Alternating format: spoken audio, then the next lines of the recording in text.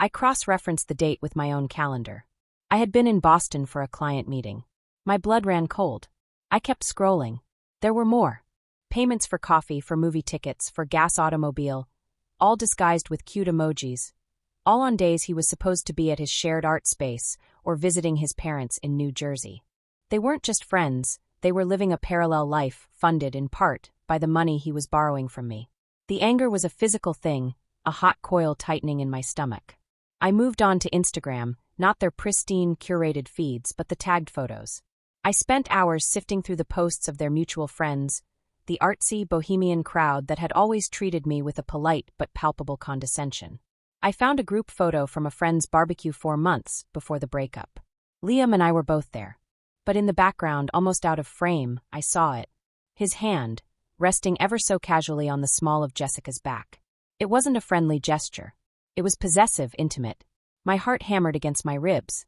I zoomed in until the pixels blurred, as if staring harder would change the reality of what I was seeing. They announced their relationship 2 months after he left me. They staged it perfectly. A heartfelt Instagram post from Jessica, a picture of them silhouetted against a sunset. The caption was a masterpiece of manipulative fiction. "Sometimes life brings you love when you least expect it," she wrote.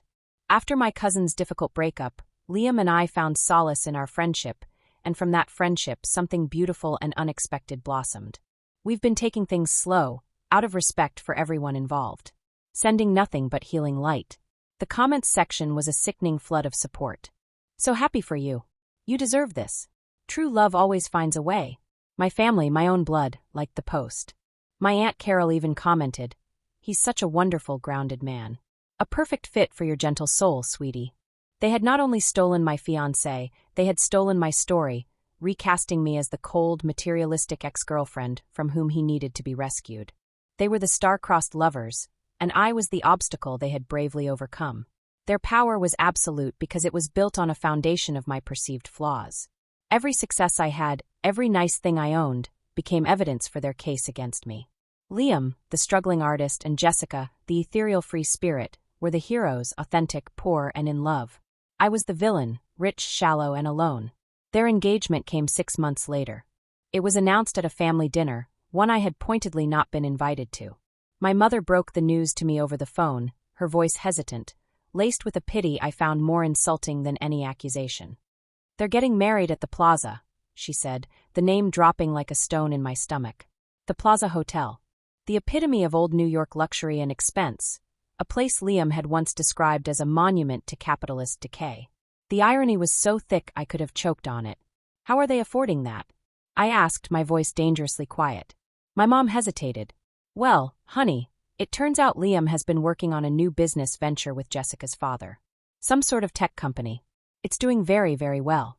A tech company. Liam, who claimed to not know how to update the software on his own laptop. Liam, who thought venture capital was a moral failing. It didn't make any sense. The world seemed to be tilting on its axis, rearranging itself into a version of reality where nothing was true. They were untouchable, wrapped in the warm embrace of family approval and, apparently, a sudden and mysterious influx of cash. They had everything, each other, my family's support, and a wedding at the Plaza. I had a half-empty apartment and a story that no one believed. The turning point wasn't a burst of anger. It was a moment of chilling clarity. I was packing up the last of Liam's things to donate, a box of old notebooks filled with his sketches and angsty poetry, when one of them fell open. Tucked inside the back cover was a folded piece of paper. It wasn't his. The handwriting was mine. It was a page from a journal I kept 2 years ago, a page I thought I had lost. On it, I had sketched out an idea that had come to me one night. It was a business plan, rudimentary but clear. An app that used AI to let users design their own bespoke jewelry, connecting them directly with independent artisans to cut out the retail middleman.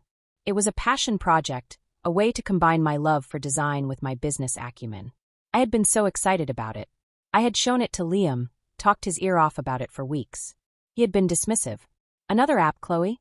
Isn't the world saturated enough with digital noise? Focus on something real."